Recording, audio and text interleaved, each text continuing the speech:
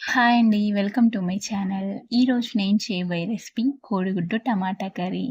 ఈ కోడిగుడ్డు టమాటా కర్రీ అన్నం, చపాతీలకి చాలా టేస్టీగా ఉంటుంది. అండ్ అంతే సింపుల్‌గా ప్రిపేర్ చేసుకోవచ్చు. దీనికోసం ముందుగా స్టవ్ ఆన్ చేసి ఒక పాన్ పెట్టుకొని 3 పావుల ఆయిల్ పోసుకోవాలి. ఆయిల్ హీట్ అయ్యాక హాఫ్ స్పూన్ ఆవాలు, హాఫ్ స్పూన్ జీలకర్ర వేసుకోవాలి. ఆవాలు చిటపటమన్నాక కట్ చేసిన ఒక మీడియం సైజ్ ఉల్లిపాయ ముక్కలు వేసుకోవాలి. అలాగే 2 రెబ్బల కరివేపాకు వేసుకొని ఒక 2 నిమిషాలు ఫ్రై అవ్వనివ్వాలి. ఈ విధంగా ఫ్రై అయ్యాక ఇందులోకి కొద్దిగా కొత్తిమీర, పావు టీ స్పూన్ పసుపు, హాఫ్ స్పూన్ అల్లం వేసుకొని అంతా కలుపుకోవాలి. ఇలా కొద్దిగా కొత్తిమీరని ఆనియన్స్‌తో ఫ్రై అయ్యేటప్పుడే వేయడం వలన ఈ కొత్తిమీర ఫ్లేవర్ అనేది టమాటాలకి పట్టి టమాటా కర్రీ అనేది చాలా టేస్టీగా ఉంటుంది.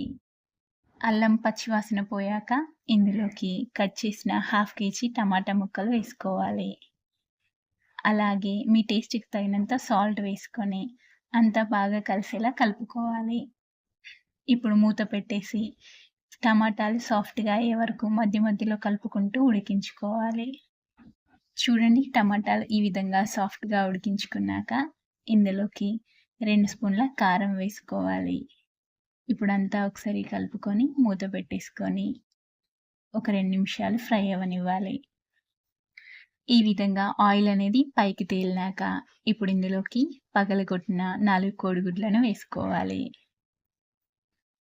ఇప్పుడు మూత పెట్టేసి ఒక 2 నిమిషాలు ఫ్రై అవ్వనివ్వాలి. 2 నిమిషాల తర్వాత మూత ఓపెన్ చేసి ఈ విధంగా ఎగ్స్‌ని ఇంకో వైపు తిప్పుకొని ఫ్రై చేసుకోవాలి.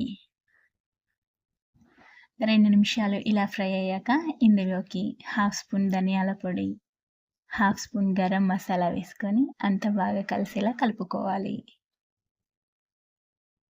ఇప్పుడు ఫైనల్‌గా కొద్దిగా కొత్తిమీర వేసేసుకొని దించేసుకోవాలి. అంతే అండి, కోడిగుడ్డు టమాటా కర్రీ రెడీ అయిపోయింది. వేడి వేడి అన్నంలో ఈ టమాటా కర్రీ వేసుకొని తింటే చాలా బావుంటుంది. అండ్ చపాతీలోకి కూడా చాలా టేస్టీగా ఉంటుంది.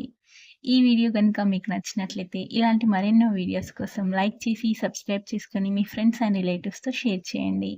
Thanks for watching.